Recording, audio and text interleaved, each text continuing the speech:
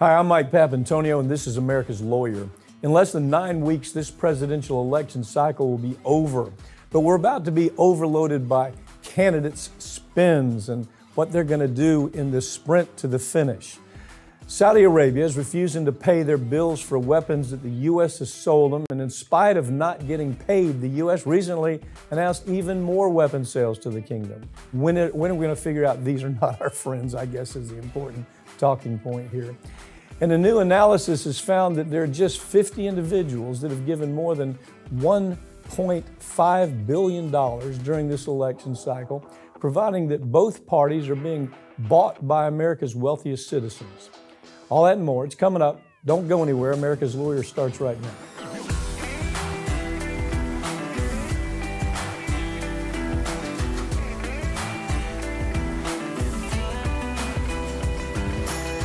We're down to the final 2 months before the presidential election, and the race is up for grabs. Both the Harris and the Trump campaigns are planning a mad dash to the finish line, but the real race only comes down to just a handful of swing states. I've got Farron Cousins with me to talk about that. Farron, it is a mad dash. You're saying, God, the money for both parties is, we're going to talk about that today, but I've never seen this amount of money being pumped in an election like this. I guess I have, but it's been a while. Oh, yeah. I think it was Bush. You saw this huge surge in the last 8 or 9 weeks, you know. Anyway, so what's up with the swing states right now? Well, we don't know. I mean, to be perfectly honest, it depends on which poll you look at. I know. Because we've got some polls that show that, Harris has pulled ahead in, 6 of the 7.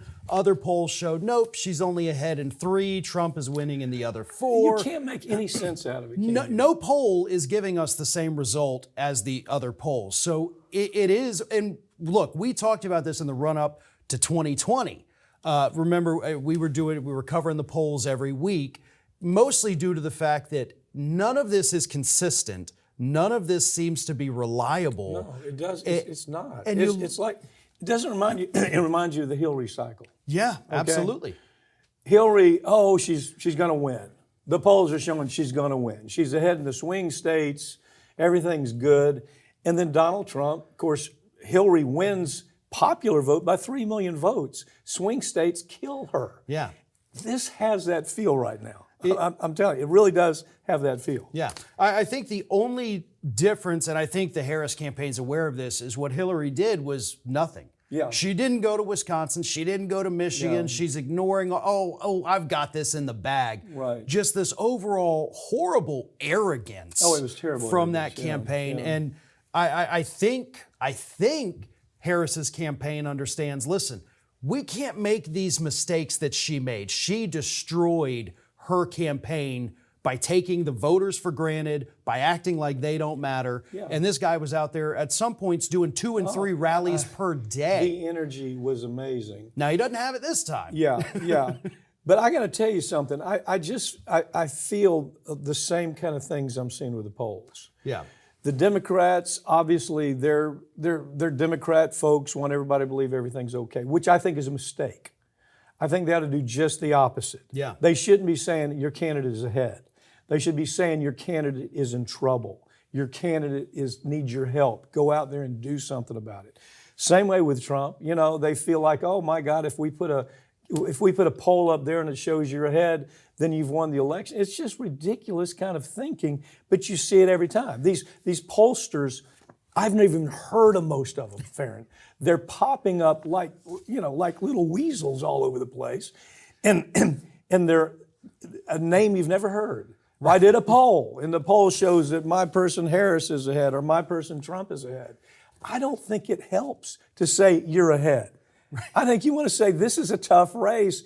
We're not ahead, and we got to do something about it. Right, and you're absolutely right about these, really random groups popping up like, hey, look at our poll. Because I've read so many of those, I say, well, who did this? Who the hell is this? Exactly. Exactly. You've got these random universities that are not known for doing polls, putting out these polls and survey. Monmouth, they've been doing it for decades. They get it. Yeah. Reuters and AP, I trust them. Everybody else, you know what they're doing, Farron? I saw an article where you've got somebody's in political science, for example, and they're maybe doing a graduate term in political science.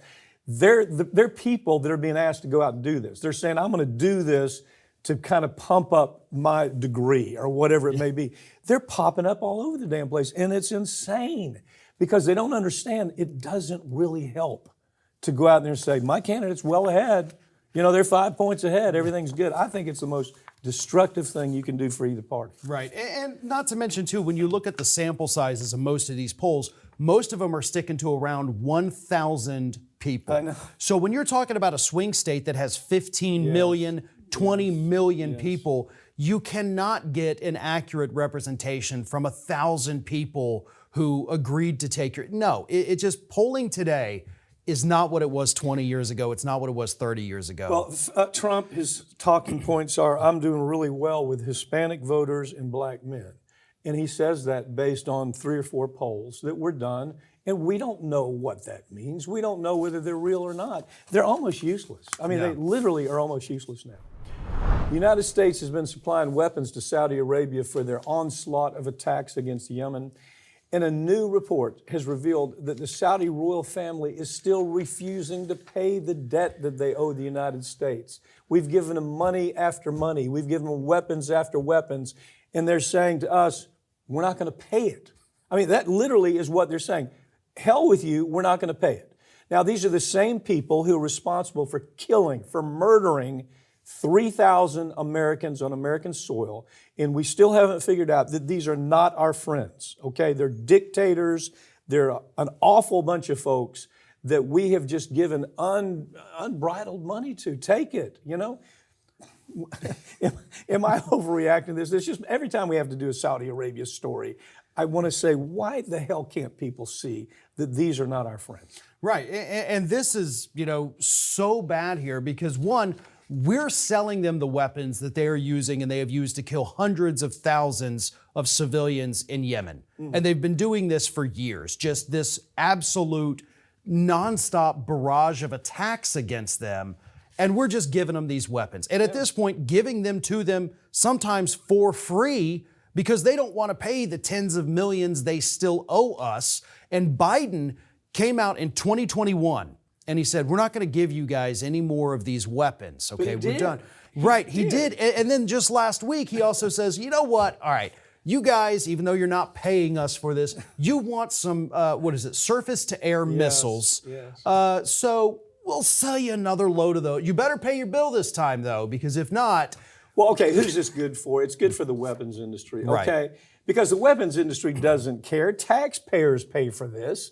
The weapons industry just unloads all of their inventory, take all these SAM missiles. You might pay us. Well, we know we're already paying it. Yeah. Taxpayers are already paying it to a country that if you really, Saudi Arabia, if you fully understood what that place was about, it is a den of devils. And we continue to do this. 400,000 deaths in Yemen alone. And they're using the very stuff that we've given them and that they won't pay for. I don't know how do you turn that around? I mean, it's really a humanitarian catastrophe that's going down there, but we still keep feeding weapons with the thought, okay, they're killing the bad guys. If they kill them in Yemen, we won't have to kill them in the United States. That's the argument we're getting, right? Right, and of course it's completely untrue, but another reason we do this is because, Saudi Arabia is centrally located right there. So we're going to look the other way for all of your human rights abuses. Every time you cut someone's head off because of a tweet they sent out, which they do, but you got to let us have our military bases. We got to have kind of full access so we can keep an eye on the other bad guys in the Middle East. And Saudi Arabia says, yeah, sure, okay, build a little base over here, and we're going to take all your weapons and go kill all these people. The only thing you hear about when they're trying to be critical of Saudi Arabia, the Khashoggi. Khashoggi was awful. Yeah. But there are Khashoggi times 1,000 is going on every day in Saudi Arabia. Yeah. Well, I forgot how many heads were lost last year. We did a story. 230 something. Almost, about two. That was in a day. That was in one day beheading. Now, who were most of the people? They weren't thieves. They weren't killers. They were political opponents. They were people that the prince didn't like, so they chopped their head off. And many of them literally, they would send out a tweet criticizing the government get arrested for it, and they were marched in there just the same and had their heads removed. But nevertheless, the weapons industry is making money on it. We're, I suppose, secure with their oil, so everything's okay. We're willing to deal with the devil. I mean, with Satan. That is who we're dealing with here. The federal government has filed multiple lawsuits aimed at helping reduce the cost of everything from rent to groceries for consumers. But these lawsuits face a steep uphill battle. First of all, let me tell you something. This is something that Biden has delivered, right? He says, I've got to do something about runaway prices because inflation is something that he's working against in this election. He said, well, let me figure it out. Let's do something about it. So he said to the departments that should be doing something, the DOJ and the folks that should be hands-on, go do something. The American people are tired of hearing me talk about how bad it is. Go do something. So he's ordered them to do it. And this is really a wonderful thing that, are you seeing this reported in media? I mean, in No. mainstream media? Corporate media? These stories just kind of fizzled out. And what's weird, they fizzled even though the lawsuits, they're happening right now. One of the actual trials. Right, as we speak. Yeah, As we they're speak. in court. Yeah. And the In DOJ Oregon. is hammering Kroger and Albertsons over their merger. Okay, so let's start from the top. Kroger and Albertsons say we want to do business together, and if we do, we're going to start this other company, and the other company is going to be great for consumers. We're going to be bringing the prices down substantially for consumers. What a bunch of bullshit. Yeah. I mean, it's just absolute bullshit. And the media is not even talking about this story. Go ahead and start from the beginning of this. Yeah, what we have is, Kroger and Albertsons several years ago said, hey, we want to do a merger. We're going to become one big grocery store chain. And at the time, the Senate held hearings on this. Elizabeth Warren was the loudest voice out there saying, this is going to kill consumers. You are going to destroy their incomes by jacking up these prices because of this merger. Nobody wanted to listen to her at the time. The Senate just let that investigation go. And finally, the DOJ this year said, okay, wait a minute. No. This is very bad. You're going to violate monopoly laws. You're going to violate other federal laws. We can't have this happen. So they finally did file the lawsuit, which, as you said, they're in trial right this very moment in Oregon, arguing that this is an illegal monopoly. These two companies have spent almost $1 billion just in lawyer fees, just paying lawyers $1 billion to make this happen. Now, they tell you that their argument is, we're going to save consumers $1 billion. I mean, it seemed like, that's their exact words. We're going to save consumers $1 billion by what we're doing here. Well, they know it is just absolutely a lie. They're going to control prices, and we're not going to see a change in the very thing that Biden wants to accomplish here. And God bless him for that. Is absolutely, they're putting as much PR, lobby, and lawyering as they can possibly afford to stop Biden from doing that. Well, and you know why the media is not covering this? I mean, we're talking about major grocery store chains. Those are some of the biggest advertisers, not just in the visual media, but in the print media. Yes. Now, that's where these paper or these grocery coupons. stores, exactly. Coupons. So obviously, you're not going to have these newspapers, even the local papers, going after their grocery stores because, well, hey, they're basically keeping us afloat at this point. Yeah. We got to be nice to these people. You know what else they're fighting for here, Farron? It's not just being able to charge whatever the hell they want for a carton of eggs. It is that they get able to beat unions back. Yeah. That's a big part of this.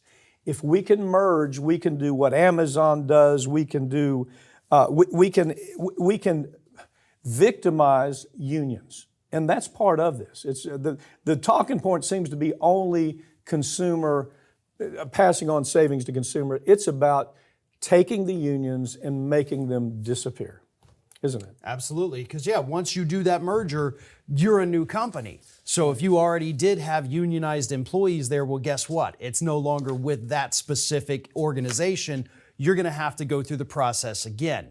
And at that point, they can start with their union busting, their kind of reprogramming. Right. Hey, no, we're a family. Right. You don't want to join these bad people. We're going to give you better benefits. I think consumers are going to win this. They're in the hope right. so. They're in the right court up in Oregon. This judge seems very, very focused on what's really happening here.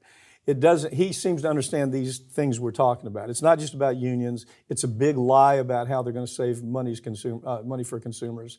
It is a big pushback from the standpoint of a policy that I think is a tremendous policy, where Biden tells his people, get to work.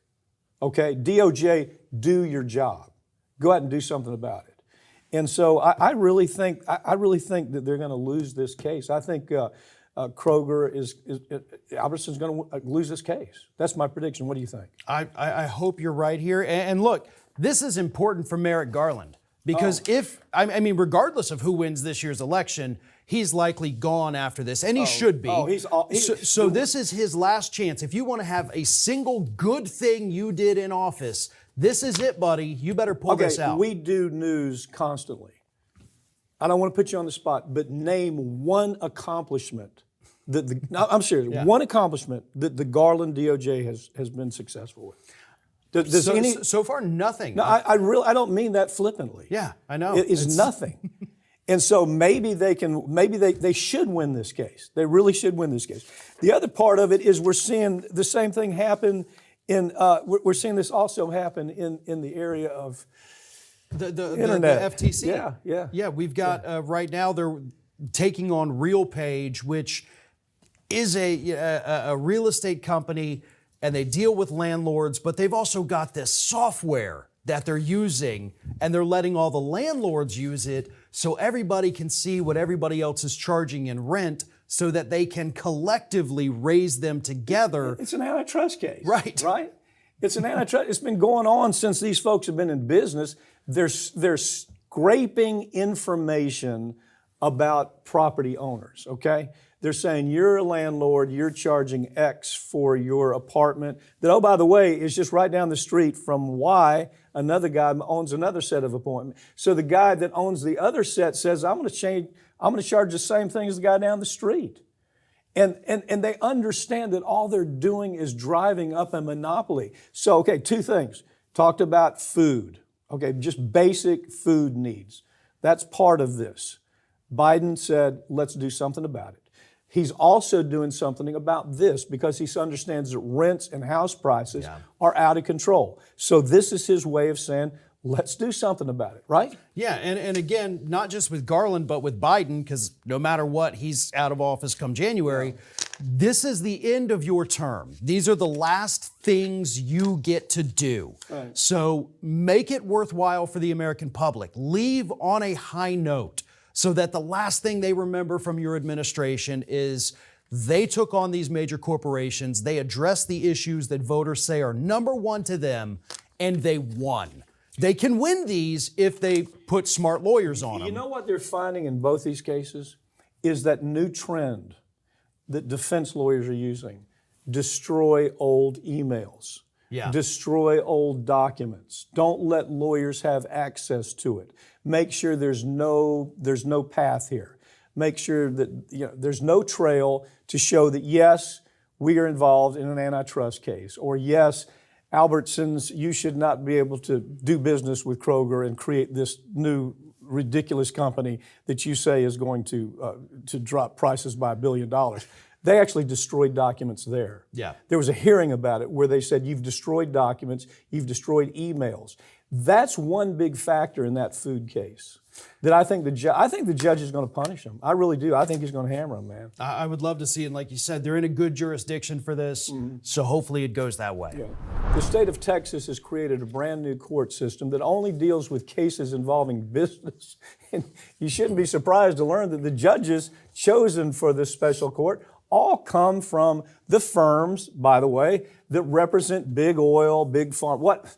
So you got Abbott. This is a classic Texas case. Abbott says, I don't like our justice system because corporations who kill people or maim people or cause all kinds of catastrophes, that they're being held accountable in courtrooms. Matter of fact, we've had verdicts against, oh my God, we've had verdicts against our friends in the oil industry. So Abbott says, we're just going to start a whole new court system. Just contrary to every other court system, it's going to be the business court system, where a business gets to come say, we're a business and we should be handled differently. Talk about the judges that have been appointed here. So far out of these judges, which, by the way, a couple other states do have these, business court systems, but not like this. Well, see, that's the difference. Abbott said, "I'm not going to do like these guys. I will have the sole power to appoint the judges. I have no review of this. Nobody can check my power, and I get to pick them every 2 years. That's how long your term is. So if you piss me off, you're gone in 18 months." Let's be clear about one thing. I want you to continue with that, but one thing, there's no court in the United States like what he's created here. It is a Frankenstein court, right? Exactly. And so he went about just a couple months ago, said, let me start picking my judges here. 2 at least of them are judges, including the top judge on this business court system. 2 of them represented BP when they destroyed the Gulf of Mexico and Deepwater Horizon. I handled the BP case. Yeah. Our firm handled the BP case. We know who they are. We know how they operate. And if you think those cats are going to be judges that are going to be there for consumers, Abbott knows that. No, they're not. Yeah, and multiple other judges here, 3 or 4 of them also were either representing these companies in court, or they were already judges who had a history of overturning verdicts against fossil fuel companies. Primarily environmental cases. Yeah. Okay, environmental cases where they said, wait, what is it you don't understand, Judge? We have a pipeline coming through the middle of our neighborhood that's spewing out gases. It's destroying our aquifer system. It is doing all of this damage. And they went to court and they got a verdict. And so what happens then? These new business judges, back when they were regular judges, said, nope, we're tossing this case. Yes, we know the facts of it. We know that Chevron went through and they poisoned thousands of people in this community. We know the jury said you're going to pay them tens of millions of dollars, but no. Chevron is not liable for this, therefore the entire verdict is garbage. That's what one of these judges himself did. And now Abbott sees this and says, oh, well, hey, that's the kind of guy I want on these business courts. And that's just one of, 12 to 15 total. It's 15. And they are all the same. They have the history of destroying the environment with their rulings for these corporations, a history of getting rich themselves representing these corporations. And the appellate court, there's a special, it's called the 15th, it's a brand new appellate court. It's like, let's ignore the American Constitution that's worked for all of these decades, and let's come up with a special system to where if these son of a bitches blow up this out in the Gulf of Mexico, destroy an entire ecosystem, like the case we handled against BP, destroy the entire ecosystem, put gazillions of people out of business to where they can't even make a living, and then let's say, well, nobody goes to jail, first of all. Nobody in that case went to jail, even though Obama, I still can't forgive him for this, was making a promise. Oh, we're going to throw him in jail. Tell me who's asked to kick. Tell me who to go after, and I'm going to do it. You know how many people went to jail? 0. Okay? And so now, not only do they not go to jail, Texas has set it up that if you do that again, you're probably going to win the case. You're not even going to have to pay any money to the people whose lives you've destroyed. That's where this goes. Yeah. And Abbott is so damn proud because he's gotten tens of millions of dollars from this industry. Only in Texas on this one, baby. Yep. I'm telling you, only in Texas where this could happen. A new analysis has found that just 50 individuals and corporations have poured more than $1.5 billion into political races this year, with hundreds of millions flowing to both major parties. I got to say, they're both making a ton of money. Timothy Mellon, this was a guy who was born into the right family. He's an heir to the banking fortune. Never done anything in his life. I mean, literally, if you look at where his life has started, and you say, okay, you got this huge fortune from the Mellon family. What have you done? What have you done constructively in the United States? Go look that up. And you know what you're going to find? Nothing. Nothing. So, but Timothy he wants to give to the Republicans.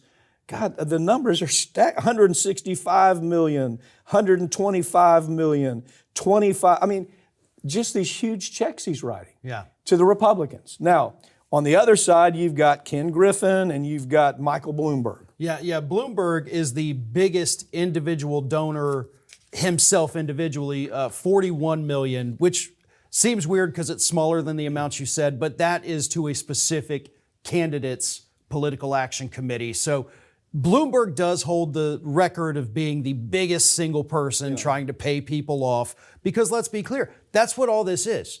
Bloomberg, even though he calls himself a Democrat, he doesn't want regulations. He's got these media outlets. He's got his vast fortune. He wants no regulations so he can do what he wants. Same thing with Mellon. Same thing with Griffin. Same thing with all of these other. You got the crypto industry now. Oh, I was just going to say, talk about, I mean, these people are coming out of nowhere. Right. The numbers that they're, talk about it. It's just so weird because, these crypto companies now worth billions for something that doesn't even exist. Yeah. I mean, we talk about Wall Street not creating any value. These people created something that not only just has a value that they say it has, but it's not even real. It is by all accounts imaginary. Yeah, it is And so imaginary. they've got billions of dollars and they say, well, hey, there's not a ton of regulations on the crypto industry right now, and we want to keep it that way. We want to make sure people don't realize that we're selling them fairy tales, so let's just pay everybody off. Of the two parties, who is the most likely to give them support? Honestly, I don't know. I really couldn't say at this point because I think in terms of these areas that are not tightly regulated yet, I think both parties could go the path of no regulation, just like they've done with tech. I think it's Republicans.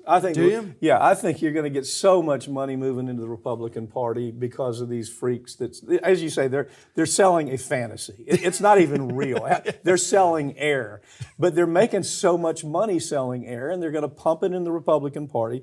Of the two parties, there's no question in my mind that the Republicans are getting more billionaire money of the two. I don't really think it's close. Even though this article, Common Dreams, tried to say it sounded like it was a close call. I don't think it's a close call.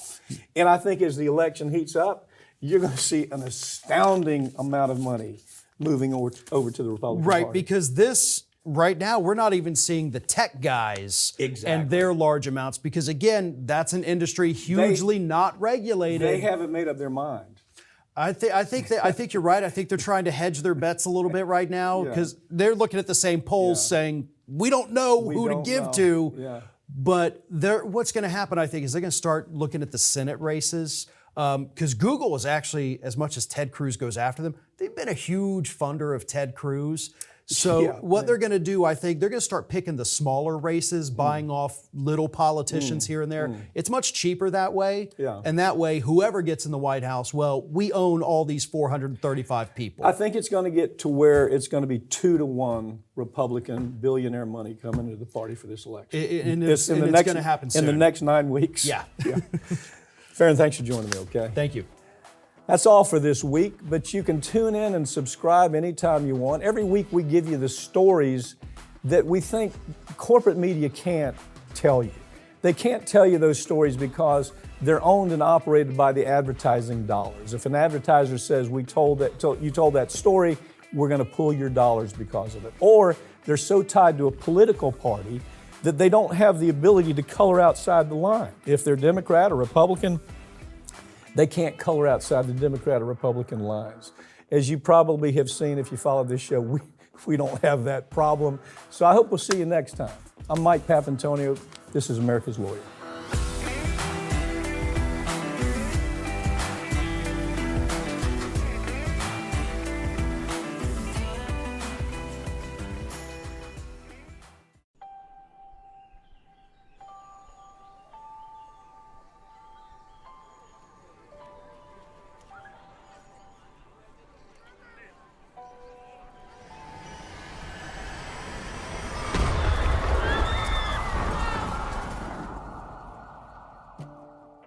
it had helped dirty money flow through its branches around the world, including at least 800... Plaintiffs allege that the defendants provided money and medical goods to terrorist groups Hezbollah and Jaish al-Mahdi. This is a well-organized business for these individuals that carry out these attacks.